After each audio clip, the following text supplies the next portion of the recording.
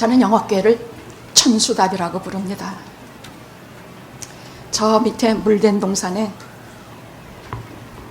논이 있어서 비나 뭐 가뭄을 걱정하지 않아도 되는 데 있는 것이 아니라 저 산등성이에 비가 오지 않으면 곧장 말라 죽을 수밖에 없는 오직 하나님의 은혜만 기다리는 천수답, 그걸 영화교회라고 생각하고 항상 긴박한 마음을 가지고 한 번도 방심하거나 한 번도 다리 쭉 펴고 자본 적이 없습니다.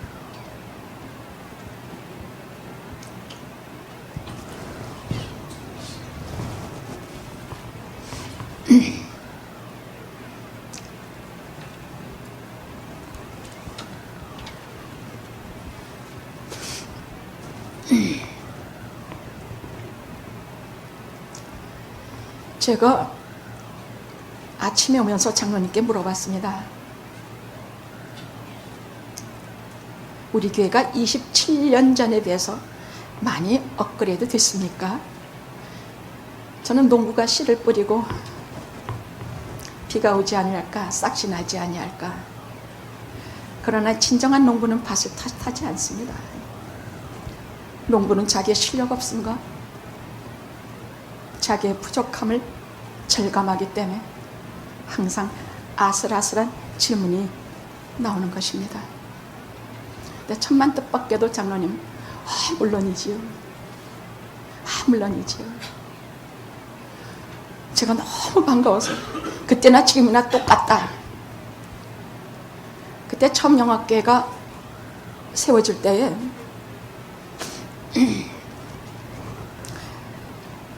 저는 이 거룩한 사역을 아까 오면서 따져보니까 한 32년이 됩니다. 교회는 27년이 되지만 전도사 때부터 연로하신 어머님과 같이 저도 그때 전도사였는데 셋이 돌아가면서 설교를 맡았었습니다. 그때부터 회중들에게 말씀을 전하고 하나님 앞에 마음을 드리면서 처음에는 전도사로, 그 다음에는 로컬 패스터로, 그리고 드디어 4년간의 준회원 목사와 4년간의 정회원 8년간의 목사 과정을 거쳐서 1992년, 확실한 날짜는 기억이 안 납니다.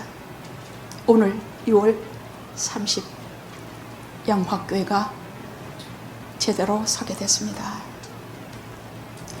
처음에는 두어 가정입니다. 안장로님, 안향희 권사님의 부모님 되시는 분들과 황명철 권사님, 그래서 한 두어 가정 정도로 영화교회는 시작이 되었습니다.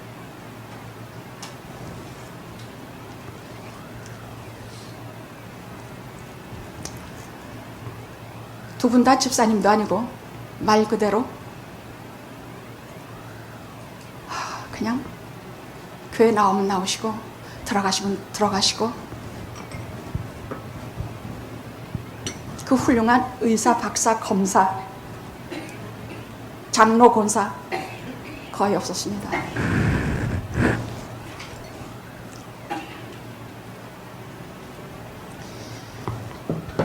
(18년) 만에야 두 장로님을 임직하고 지난번에야 권사님 9분, 그 전에 몇 분들 이렇게 참 황무지와 같은 터 위에서 영화교회가 섰기 때문에 저는 출애굽한 광야 40년의 그 기간을 저는 영화교회의 교회로 생각합니다.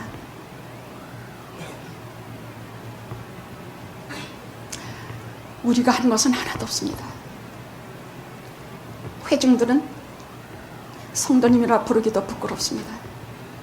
회중들은 나오고 싶으면 나오고 들어가고 싶으면 들어가고, 주일이 어떤 날인지, 하나님의 존재는 어떤 것인지, 술 먹고 싸우고 모이기만 하면 저속한 소리하고 돈 버는 얘기, 이런 얘기 이외에는 화제가 거의 없었습니다. 그렇게 한 10여 년을 지내고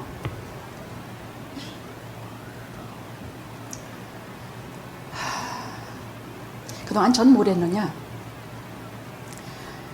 우리가 그렇게 시작한 지 한 6년 만인가 이 성전을 마련했습니다.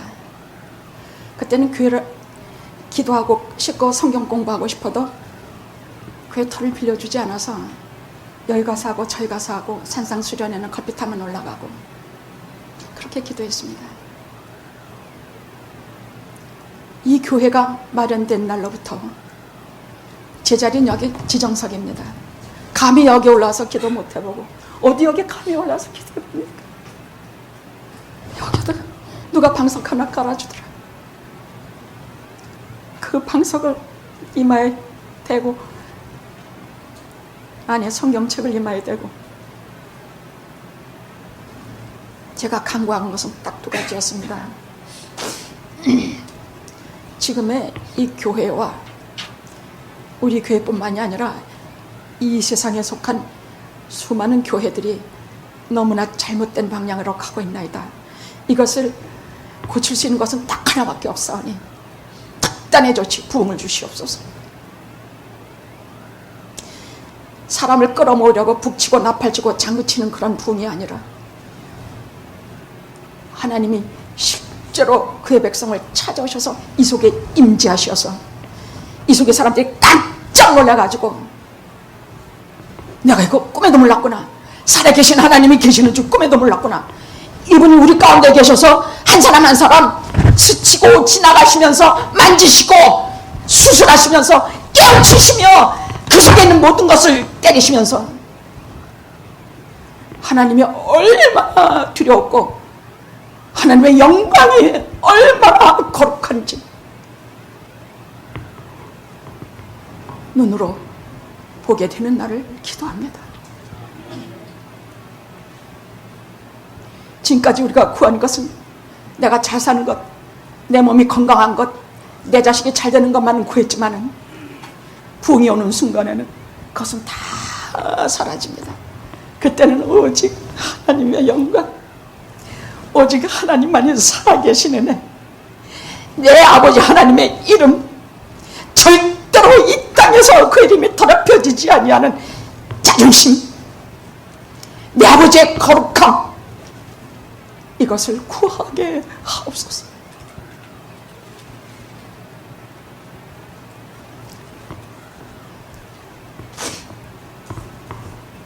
저는 간여사도 아니고 감독도 아니니까, 저는 그냥 목사니까 저희 교회 가난한 제 책임이라고 생각하고 살아왔습니다.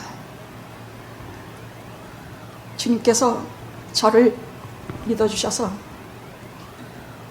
여러분들을 여기에 보내주셨다고 저는 그렇게 믿었습니다. 한 분 한 분이 소중하고 너무나 귀해서 벌벌 떨고 저한테 온갖 큰소리 다 하고 별소리를 다 해도 말 한마디 대꾸도 못했습니다.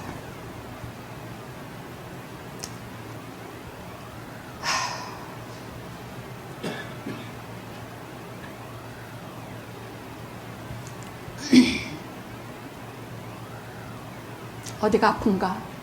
누구한테 얻어맞고 왔나? 배가 고픈가? 근데 진짜 그렇더라고요. 진짜 얻어맞고 배고프고 다 파탄나고 살 길이 없는 분들을 하나하나 저한테 보내주셨는데 제가 한 것은 딱 하나였습니다. 감히 뭐 너 어디서 은혜 받았느냐, 너 뭐 어디서 이렇게 잘못된 생활하고 이 꼴이 돼서 왔느냐, 어디 그런 말을 해봅니까? 제가 한 것은 딱 그저 우선 먹여, 그저 영양가 많은 단백질 많은 고기 자꾸 먹이고, 장로님은 너무 여러 사람을 먹이니까 돈이 딸려서 짜장면 자꾸 먹이고,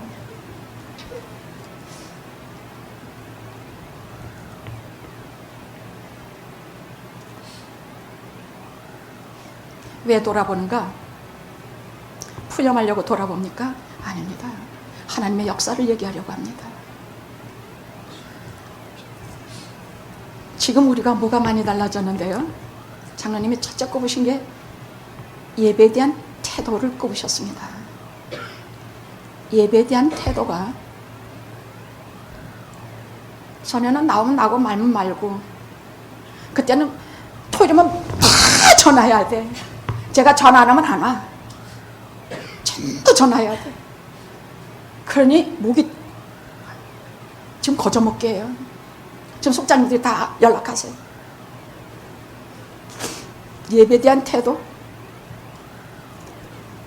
그때는요, 막 옆에끼리 지네끼리 막 얘기하고 전화가 막 오고, 그럼 전화가 오면 빨리 꺼내야 되는 거 아닙니까? 막 전화해야 되고 얘기하고.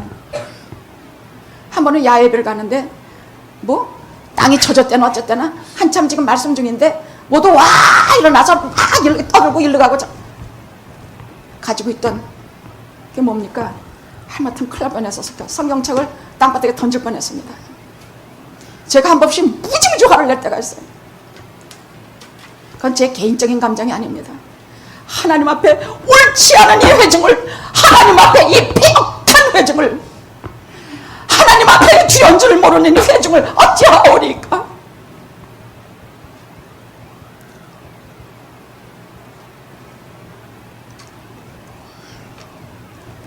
신앙의 시작은 하나님이 두려운 줄 아는 것으로 시작합니다. 남들은 부흥을 한 번도 겪어보지 못했다지만 저는 제가 1985년에 겪은 중생의 경험을 저는 부흥이라고 생각합니다. 왜? 회심이나 중생이나 이미 제 속엔 하나님이 계셨기 때문에 부흥이라는 것은 교회 안에 오시는 하나님의 방문입니다. 찾아오시는 것입니다. 저 밖에 찾아오시는 것이 아닙니다. 그 여파로 다른 사람에게 퍼져나가지 부흥은 교회에 오시는 것입니다. 그때 저를 찾아오셔서 제가 귀로만 듣던 하나님을 참으로 만나게 하시고 그 하나님을 배우게 한 이래로 저는 부흥의 경험을 철저히 한 사람입니다. 그래서 그것을 저 하나만이 아니라 온 영화교회에, 온 교회에, 온 세상에 주시옵소서. 그것이 저의 기도의 제목이었습니다. 제가 가졌던 그 체험을, 하나님을 직접 만나게 하시는 그 체험, 하나님이 오셔서 제 모든 죄악을 샅샅이 때려부시는 그 체험을, 하나님이 오셔서 다시는 그 죄에 대해서 몸서리치는 그 체험을, 그리하여 기쁨과 은혜와 충만함과 영생의 소망과 이것을 영화에 다 같이 누리게 해주시옵소서. 이것을 안 주시면 저는 절대로 물러나지 않겠나이다. 65세가 넘어서도 저는 은퇴하지 않았습니다. 그리고 지금도 언제 은퇴할지 저는 모릅니다. 하나님께서는 홀연히 오시고 홀연히 가십니다. 부흥은 홀연히 오시고 홀연히 가십니다. 지난 5월 며칠인가 금요기도에 그동안에 상당히 제가 많이 허기지고 목에 많이 제가 지쳤었나 봅니다. 여기 그날 금요기도에 왔는데 제가 오늘은 하나님을 누구의 하나님으로 부르오리까? 뭐 전능하신 하나님 또는 뭐 우리를 치료해 주신 하나님 뭐 이런 것이 있지 않습니까? 근데 그날 성령께서 제게 말씀해 주시기를 나의 하나님으로 부르라. 그래서 나의 하나님이라면 제가 말씀드릴 것도 많고 틀어야 될 말씀도 많습니다. 다만 이 기도를 성령께서 주관하셔서 기도하게 하옵소서. 근데 그 순간부터 딱 입이 제 말, 제 생각 이 모든 것이 다 말이 되고 성령께서 완전히 사로잡아서 주장하는 기도를 하니까 방법이 없어요. 그냥 성령이 말씀하시는 기도, 성령께서 하시는 그 말씀으로 미치는 줄 알았네. 근데 그것이 그 시간부터 딱 시작하더니, 시간도 기억해요. 그 전날 안 그랬거든요. 그 다음 주일날 나아만의 병회관에서, 문득병자 나아만의 병회관에서 설교하는 그날 아침까지, 그날 모든 예배를 성도님들이 그래요. 이구동성으로. 오늘 목사님은 아예 시작부터 성령 쭉 뭐 잡힌 사람 같이 우리가 덜덜 떨렸습니다. 그리고 그 예배가 끝나자 홀연히 사라지셨어요. 그냥 금날 나와가지고 똑같은 말로 오늘 나의 하나님 부르고 제가 성령의 능력으로 기도하기를 원한다. 아무 소용없어요. 왜? 이것은 제가 하는 말이나 제가 하는 의지나 그것으로 되는 것이 아니라 부흥은 하나님께로부터 오는 것이기 때문이에요. 하나님이 시작하시고 하나님이 거두세요. 교회는요, 부르심을 입어서 우리를 하나님이 부르시는데 너무 고집세면 질병 같은 걸로 부르세요. 생명이 다 죽어가는 질병을 부르셔. 그거 아니면 하나님 찾지 않기 때문에 그렇게 부르세요. 그것도 은혜예요. 아니면 죽을 병을 그러는데 무슨, 아니요, 우리에게 영생이 있을진데 하나님의 은혜예요. 그 다음에 하나님께서 우리를 부르실 때 주로 재난 통해서 재물 다 가져가셔. 또는 우리의 병을 통해서 때로는 사람한테 시달리다가 할 수 없이 두 손 들고 하나님 앞에 돌아가게 하시면서 그때부터 그걸 부르심이라 그래요. 그럼 그때부터 눈물 콧물을 흘려가면서 말씀 듣고 뭐하고 하면서 중생 회심을 겪어요. 많은 회심이 있어요. 그러면 그것을 겪고 나면 곧바로 지금까지는 하나님이 하시는 성령께서 하신 일이지만 이제부터는 내가 성령과 같이 걸어간 길, 성화의 길을 걸어요. 그 다음에 거룩한 길을 걸으며 말 한마디도 조심하고 죄된 것에 대해서 몸소리를 치고 이렇게 하는 길을 걸어요. 이것은 교회가 있는 한 항상 성령께서 하시는 일이에요. 부흥은 뭐냐? 부흥은 이것을 뛰어넘어요.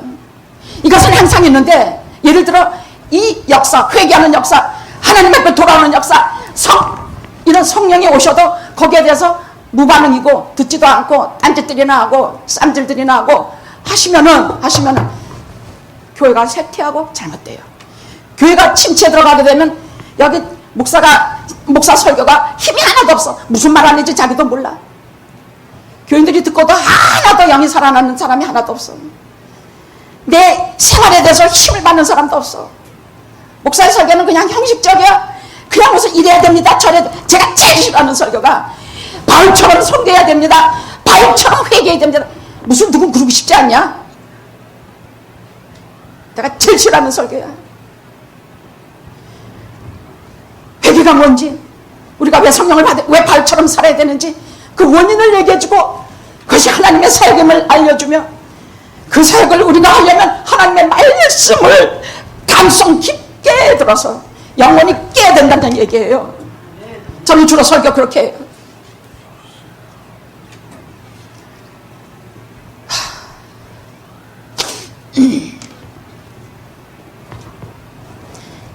이런 일은 늘 있는데 교회가 있어요. 근데 이것 가지고도 교회가 도저히 깨어나지 못하고 너무나 깊은 침잠에 빠지고 외부의 세력에 강하게 침입하고 안과 밖이 교회가 참, 한국의 교회들은요, 다는 아니겠지. 요즘 모든 사람의 배 오르내리면서 욕을 먹는 몇 가지 이슈들이 있어요. 그런 거 다 상관없어. 그러건 말거냐.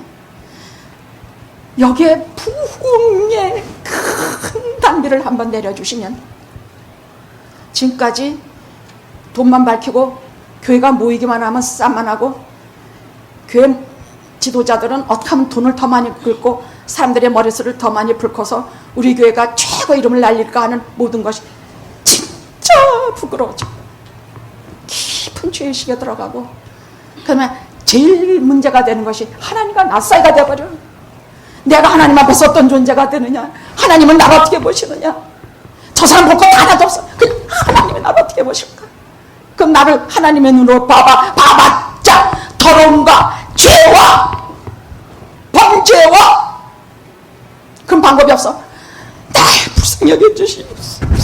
그러면 성령의 담비가, 하나님의 임재가 가득할 때는 하나님께서 그 눈물을 다 씻어 주시고 다 죄의 용서를, 예수 그리스도의 십자가에 대해서 비상하게 예민해져. 살아갈 건 그밖에 없으니까. 그래서 보혈 얘기 목사님 평생 안만 해도 들쩍다 나다가 부흥의 시간 되면 그때는 예수 그리스도의 보혈에서 한번 끝도 없이 울어. 아침에 십자가 보고 점심때 밤으로 들어와서 십자가 보고 울고 또 가고 또 가고.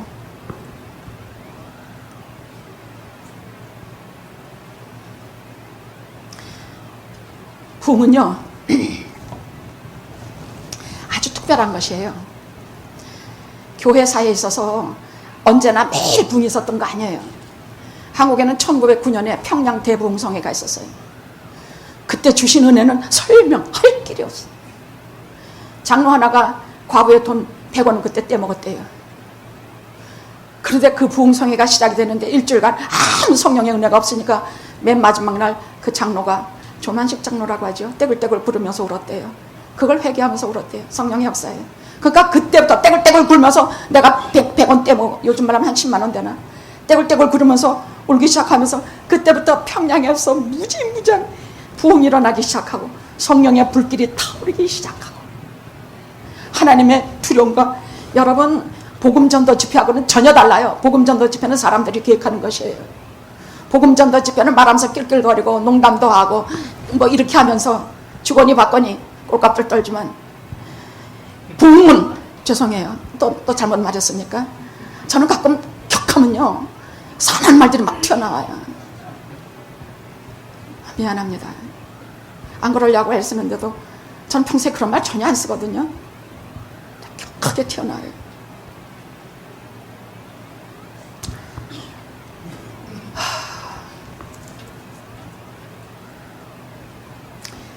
부흥은요 성령을 물 붓듯이 부어주는 것이에요. 그냥 물 붓듯이 부어줘요. 거기에 살아계신 하나님을 만나요. 누구든지 만나요. 나 하나만이 아니라 교회 전체가 받고 나라 전체가 받고 그 시대 전체가 구원받아. 1909년에 평양 대부흥성에 조그만 장대째 교회, 그 무슨 교회더라, 저희 할아버님이 장로님으로 심무하시던 교회예요. 그 교회 불길처럼 일어나면서 그게 전국 각지로 다 퍼져서 1950년도에 그 부흥은요 세계 기독 역사에 기록이 나와요. 그래서 그때 일제 36년에 모든 핍박과 괴로움을 순교하며 이겨내며 다 이겨냈어요. 그 조그만 나라가 무슨 힘이 있어 16개국이 와서 나라를 구합니까? 그 좁은 국제 16개국이 와서 전부 도와줬어요.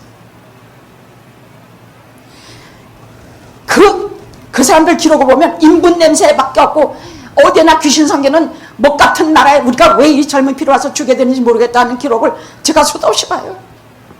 얼마나 울었는지 몰라. 우리를 불쌍히 여기신 하나님의 은혜에는 설명할 길이 없어요. 그러나 그때 주셨던 그 부흥의 불길, 그 성령의 비, 물 붓듯이 부어주신 그 은혜, 그것으로 일제 36년을 이겨내고 6.25 그 잔혹한 잔상도 다 이겨냈습니다. 다 이겨냈습니다.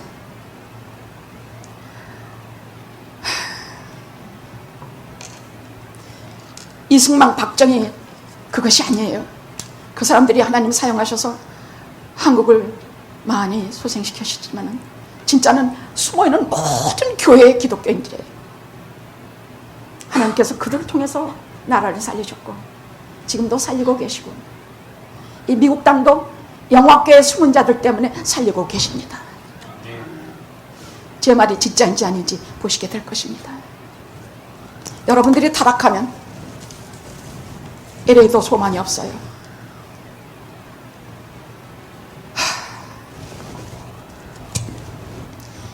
부흥의 특징을 말하면요, 영적인 세계에서 비상한 인식이 생겨요.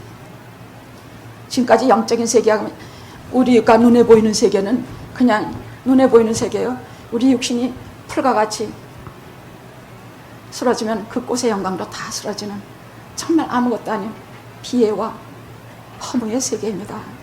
그러나 보이지 않는 초자연적인 하나님의 세계가 있습니다.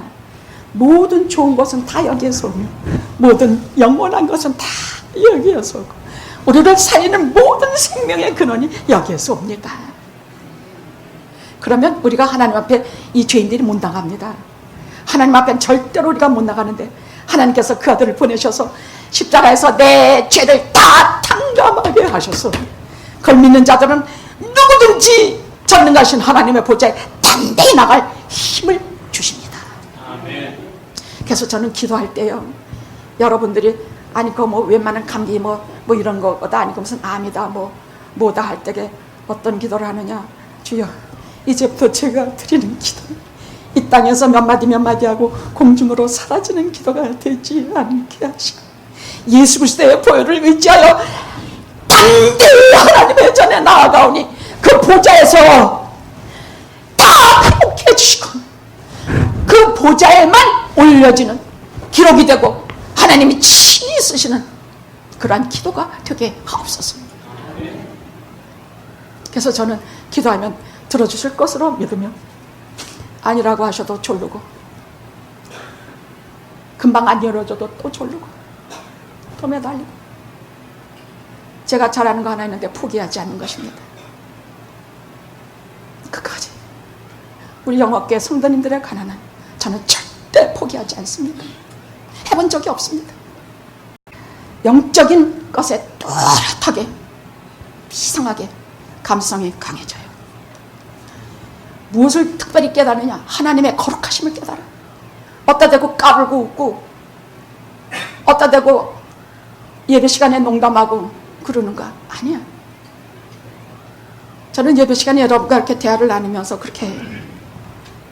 그것은 딱 하나 이유 때문이에요. 일방적으로 혼자 떠들면 여러분들이 졸리고 지루해져요. 이렇게 같이 대화하고 얘기하고 하나님의 말씀에 대해서 질문하고 하면 여러분들이 가진 주소를 알아서 성령께서 거기에 맞춰서 우리에게 말씀을 주시기 때문입니다. 무엇보다 중요한 것은 죄의식과 하나님 앞에서 내가 정말 죄인이라는 것을 느끼게 해요. 평소에는 우리가 뭐 죄인지도 잘 몰라요. 그저 남 때려주고 강도질하고 하는 것만이 죄인 줄 알아요. 아니요, 정말 죄가 무엇인지 알게 되는데, 그것은 저 사람하고 나하고 비교하면 내가 훨씬 의롭죠. 내가 왜 죄냐? 미안해요, 자기 보고 하는 말 아니니까. 우리가 서로 비교하면 그렇다는 얘기예요. 응?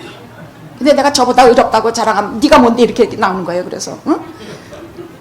그래서 내가 저 사람과 나하고 비교해서 이런 눈으로 나를 보는 게 아니라 하나님의 눈으로 나를 보게 돼요. 그럼 내가 비록 강도질 안 하고 뭐 안 했다 말을 할 수가 없어요. 왜? 내 이 마음속에는 큰 구정물 같은 죄상을 보게 돼. 겉으로 목사가 뭘 그렇게 죄를 짓겠습니까? 근데 부흥의 시간에는 하나님의 눈으로 나를 보게 돼. 그럼 내 속에 있는 그 인간의 그 무지무지한 죄성에 대해서 통분하고 통곡하게 돼. 통곡해. 분해. 그래서 나를 불쌍히 여겨주시옵소서. 그밖에 할 말도 없어. 나를 불쌍히 여겨주시옵소서. 나는 죄인이니 오직 긍휼을 베풀어 주시옵소서. 제일 비상하게 감지되는 게 예수 그리스도의 십자가예요.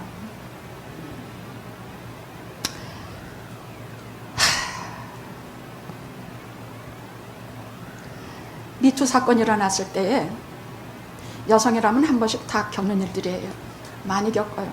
특히 한국에서 자라면 많이 그래요. 그러면 가해자나 피해자나 서로 때리고 죽이고 서로 고소하고 말고 해가지고 해결이 나는가요? 여자가 막 긴 바지 입고 막 자기를 모양도 내지 말고 막 무장하지 않아서 네가 그 꼴 당했지 이런다고 해결이 나는가요? 그런 거는 인간끼리 해결 안 나요. 무조건 그리스도의 보혈로 너도 나도 가서 다 씻어야 돼. 다 씻어야 돼. 한달음에 주님의 보혈로 달려가서 가해자나 피해자나 다 씻어. 보혈의 피로 씻어서 그 은혜에 힘입어 살 힘을 얻어야 돼.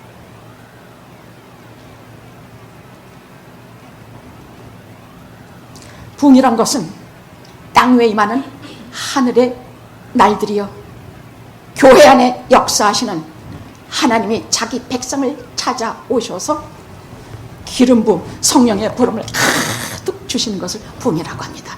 이제 아셨죠? 서론만 이렇게 오래 했으니까 이제 이해하셨죠? 부흥을 알아야 그 다음 이 말씀을 알기 때문입니다. 언제나 부흥은 이렇게 갑자기 확 오는 게 아니라 세 단계가 있어요. 부흥은 근데 오늘 말씀 제가 특별히 오늘 말씀을 고른 이유는 출애굽한 광야 교회가 이민교회와 너무 같기 때문이에요. 구약에 보면 부흥의 몇 번의 부흥의 사건이 나와요. 신약에는 오순절 성령 강림이 최고의 사건이고요. 그럼 구약에는 이 사건이 사건인데 그 중에서 제가 이 본문을 택한 것은 영화교회가 출애굽 광야교회와 같기 때문입니다. 그래서 이 과정을 거치면 우리가 부흥의 시간이 지금 이 순간이라도 도래하려는 것을 믿으며 부흥의 세 단계를 말씀드리려고 합니다. 자, 부흥의 첫 단계는요, 부흥이 오는 방식인데 오늘 33장 7절에서 11절이에요. 그대로 쫙 읽어보세요. 이것은 뭐냐? 하나님의 백성들이 다 게으르고 다 잠에 빠져있고 함부로 하나님에 대해서 대하다가 갑자기 각성해요. 갑자기 각성해요. 첫째, 각성. 깨난다는 뜻이에요. 부흥의 첫째 단계는 깨나는 것이에요. 두 번째 단계는 부흥을 위한 기도, 중보기도예요. 그것이 오늘 장로님이 봉독하신 33장 12절에서 17절이에요. 그 다음 마지막 정말 부흥의 현장. 이것은 여러분이 제가 일어나라고 하신 것은 거룩한, 이 자리는 거룩한 자리이기 때문에, 이 말씀이 봉독되는 자리는 너무나 거룩한 자리이기 때문에 우리 신발을 다 벗어야 되고 거룩하신 하나님의 존전에 다 엎드려야 될 자리예요. 부흥, 하나님의 영광이 나타나는 것.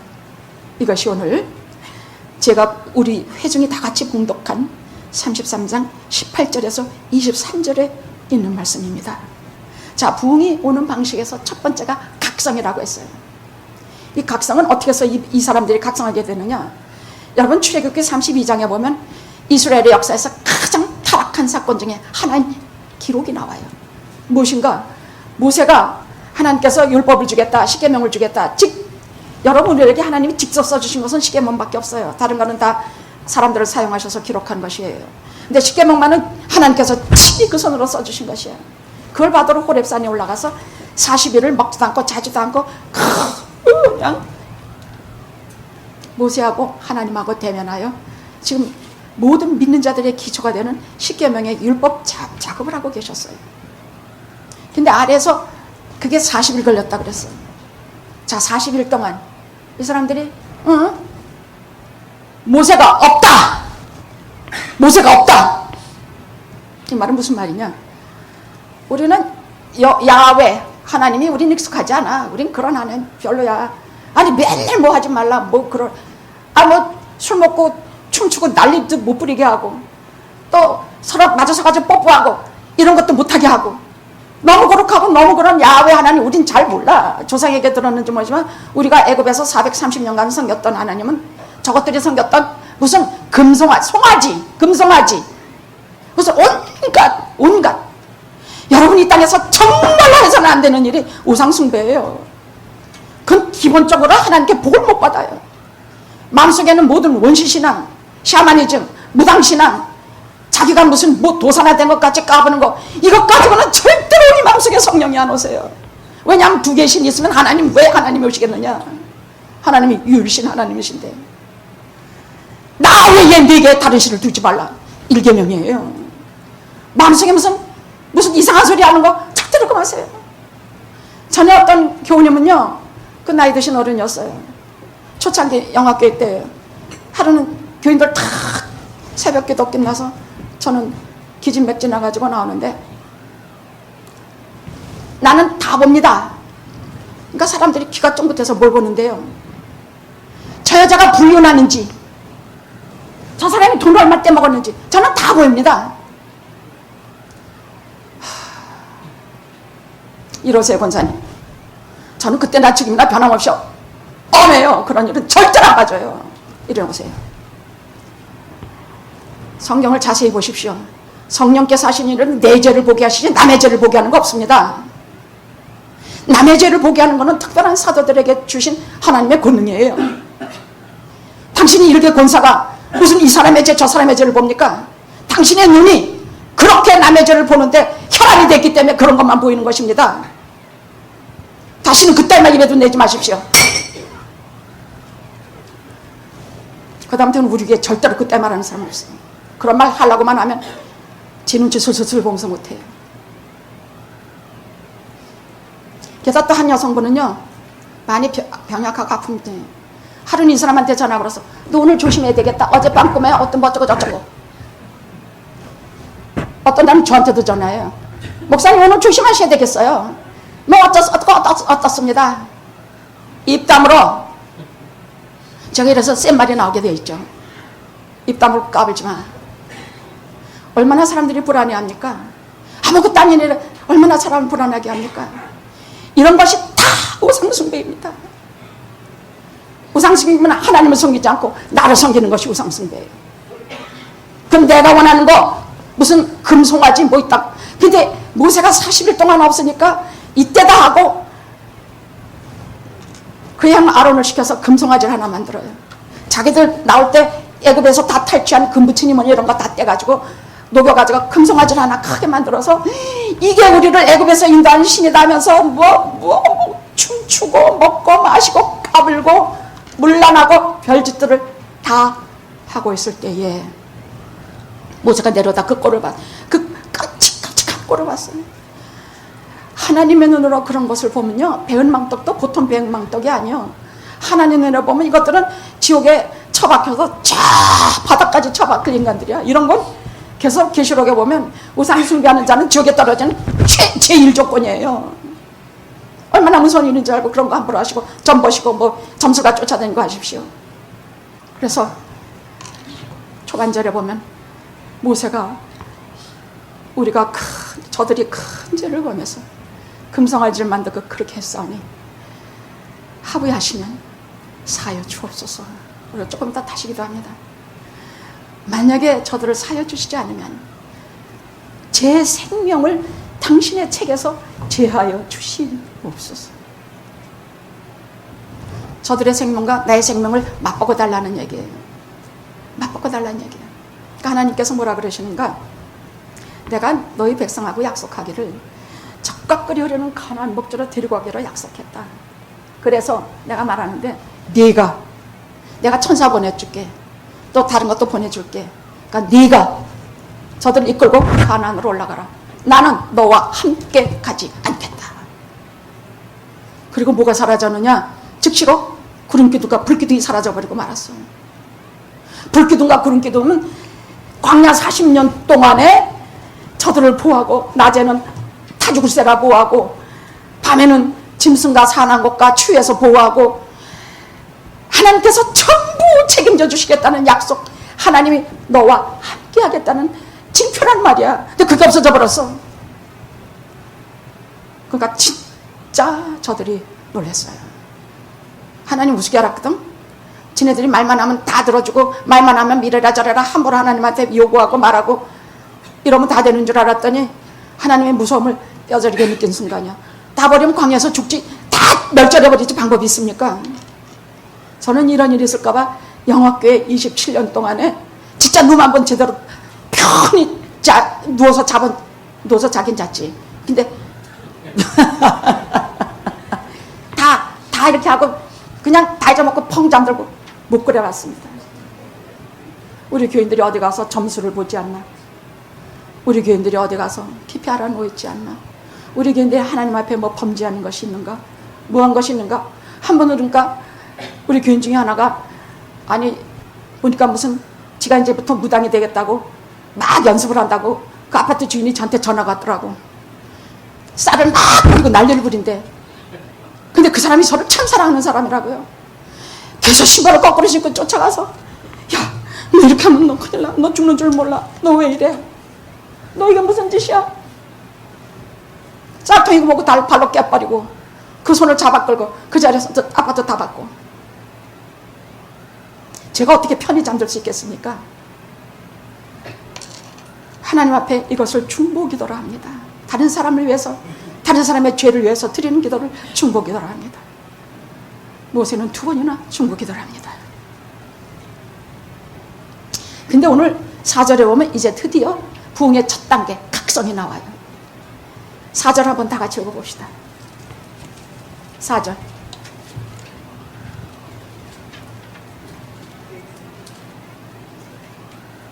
33장 4절. 없습니까, 여러분? 예. 시작. 백성이 이 황송한 말씀을 듣고 슬퍼하여 한 사람도 그 몸을 단장하지 아니하니. 왜냐하면 몸에 단장했던 금부치들 가져다가 금송아지 만들었거든. 그러니까 아무도 그거 다 빼버려서 다 했어. 그러니까 자기가 가진 부족, 무슨 온갖 미신 잡다한 거, 마음속에는 모든 우상, 무슨 미신 조각가리 같은 거. 하나님께서 즉시 말씀하시기를 너희들의 단장품을 제해라. 5절. 단장품을 제해라. 왜? 우상을 만들 근본을, 이유를 만들지 말란 말이에요. 그래서 그들이 하나같이 지금까지는 만들어둔 것을 다 버리고, 다 버렸어. 부적도 버리고, 무슨 여지껏 했던 모든 사술도 버리고, 별별 것을 다 버렸어. 하나님의 백성은 하나님이 만드세요.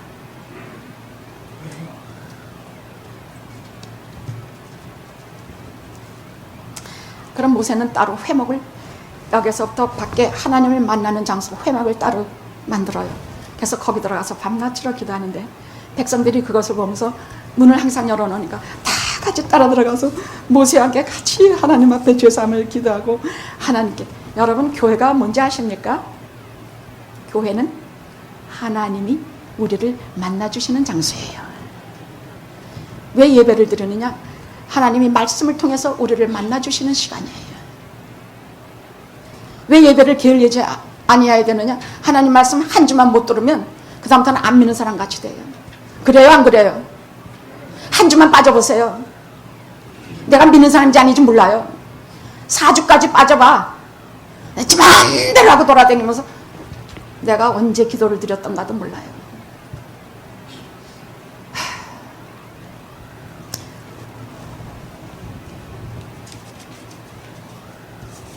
하나님께서 기뻐하셔서 모세가 기도하는 그 회막 앞에 다시 하늘까지 우뚝 솟은 큰 예전에 그 구름 기둥이 돌아오시면서 하나님께서 다시 그 백성과 같이 임재하셨습니다.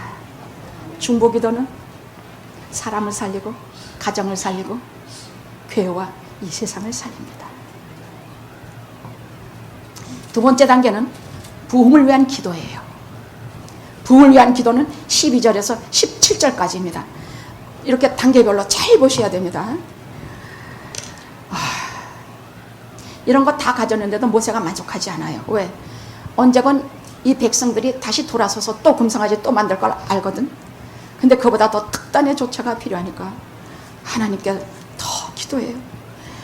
하나님, 저는요 정말 이 백성 데리고 가기도 정말 지쳤습니다. 저 걸핏하면 돌로 때려주고, 거기서 전장에서 이미 하나님 앞에 울고불고 하나님 앞에 말씀드렸어요.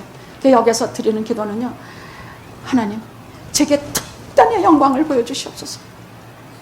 무슨 말이냐? 주의 영광을 보여달라는 말이 뭐예요? 하나님의 모습을 보여달라는 얘기예요. 여러분, 하나님의 모습을 여러분 봐요? 영이시기 때문에, 육체가 없으시기 때문에 우리가 눈으로 못 봐요. 그러나 하나님 나라에 우리의 육은 묻고 영으로 하나님의 세계에 들어가면 우리가 그 영으로 하나님을 배우고 하나님을 찬양한 영혼이 좋아 사는데, 주님께서 세상에 다시 재림하시는 날 우리의 육체도 살아나요. 하나님 나라에 맞는 육체로 다시 살아나요. 그것이 영화의 몸입니다. 그래서 저는 사도신경 중에 우리 죄를 사여 주시는 것과 몸이 다시 사는 것과 영원히 사는 것을 믿사옵나이다 할 때마다 눈물이 쏟아져. 성도는 굉장한 것이구나. 두 번째 단계는 중보기도예요. 영광을 보여주시옵소서 하는 기도예요. 시간이 많이 갔기 때문에 이미 12절에서 17절은 여러분이 다시 한번 읽으시면 됩니다. 이제 결사적으로 지금 이거보다 더한 하나님도 다시 오셨고, 또 백성들이 회개하고 각성하고 가나안 뺏겨주셔도 싫습니다. 우리는 하나님만 원합니다. 이런 모든 각성과 회개, 두 번째 단계까지, 두 번째 단계는 회개입니다. 이것까지 다 거쳤는데 지금 모세는 정말로 원하는 것, 우리가 특별한 백성이오니 특별한 영광을 보여주시옵소서, 하나님의 모습을 보여주시옵소서, 그 뜻이에요. 여러분들 아무나 기도해요. 우리가 가끔 속에서 다 주님 보게 해주시옵소서, 하나님 만나게 해주시옵소서, 뭐 그래요. 그랬더니 세 번째, 오늘 우리가 일어서서 봉독한 18절에서 23절은 거룩한 자리입니다. 하나님이 그의 백성을 만나주시는, 하나님께서 오늘 영화교회를 만나주시는 거룩한 자리입니다. 다 신을 벗고 다 하나님 앞에 몸단장하고 단장품 다 떼어버리고 하나님 앞에 그야말로 진실히 서야 되는 자리입니다. 뭐라고 하시느냐? 내가 너한테 보여주고는 싶어. 그러나 죄 많은 인간들이 나를 보는 순간 그 생명이 살지 못해. 나는 너무나 거룩하고 하늘에 계신, 하나님은 하늘에 계신 분이고 우리는 땅에 있는, 무슨 말이냐, 피조물, 죄 많은 인간이란 뜻이야. 이런 인간들이 하나님을 한번 보는 순간에는 다 죽어. 성경에 보면 다 죽어나가. 내가 나를 보고는 살지 못하리라. 그러나 여기 반석이 하나 있다. 성경에서 반석이라는 건 항상 예수 그리스도를 말해.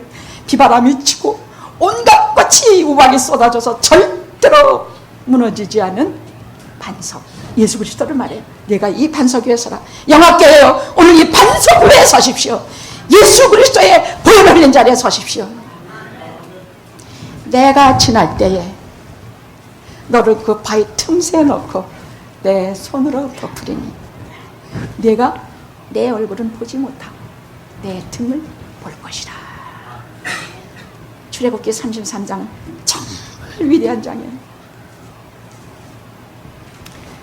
그래야 반석에 서서 하나님께서 그 손으로 오놀란 구세주 예수님, 참 능력에 큰 바위는 샘이 솟는 그것으로 내 영혼을 덮으시니 하루 종일 메마른 땅을 걸어가도 나 고단치 아니한 것을 손으로 덮으시고 지나가십니다. 이게 무슨 부흥이야지만 아닙니다. 부흥이란 살아계신 하나님이 그의 백성 가운데 오셔서 만지시고 지나가시는 것이에요. 부흥은 시작이 있고 끝이 있어요. 영원히 계속되는 부흥은 없어요. 교회사에 때때로 주실 때가 있어요. 그래서 1909년에 우리에게 오셨던 평양 부흥회처럼 영화교회에 오시면, 영화교회 부흥을 주시면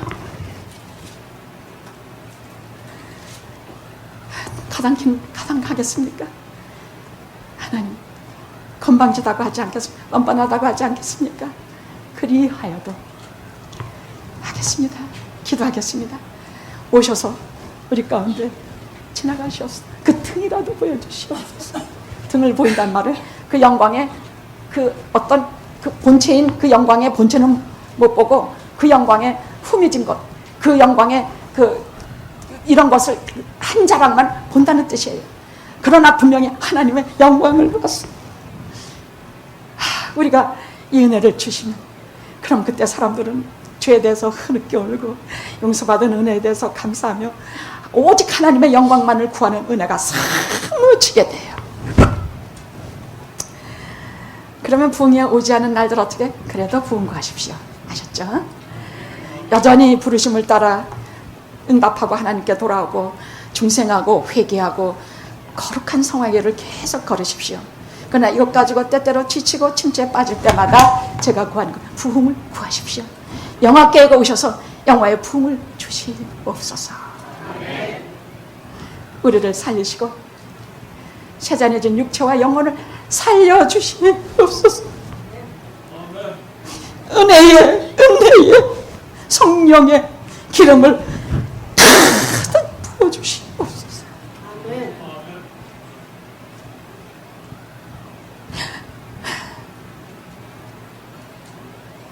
기도하시겠습니다.